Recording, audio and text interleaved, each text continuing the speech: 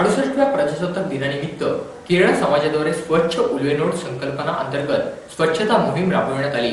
यावेळी कृषी उत्पन्न बाजार समितीचे सभापती राजेंद्र पाटील यांची प्रमुख उपस्थिती होती। 68व्या प्रजासत्ताक दिनानिमित्त उल्वेनोड येथे केरळ समाजाद्वारे स्वच्छता मोहीम राबवण्यात आली।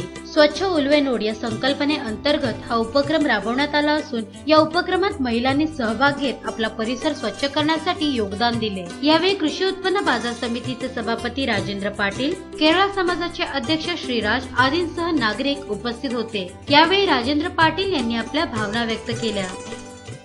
आजच्या 68व्या प्रजासत्ताक दिनानिमित्त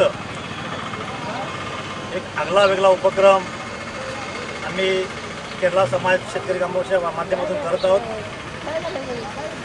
स्वच्छता अभियान राबवून हे उल्वेनोड नीट अँड क्लीन असावं यासाठी आम्ही प्रामाणिकपणे प्रयत्न करतो। तरी माझ्या सगळ्या टीमला मनापासून शुभेच्छा देतो आणि एक चांगलं काम आम्ही या निमित्तानं करतोय याचं मलापासून अभिमान वाटतोय आणि आनंद वाटतोय। आज देशामध्ये प्रत्येक ठिकाणी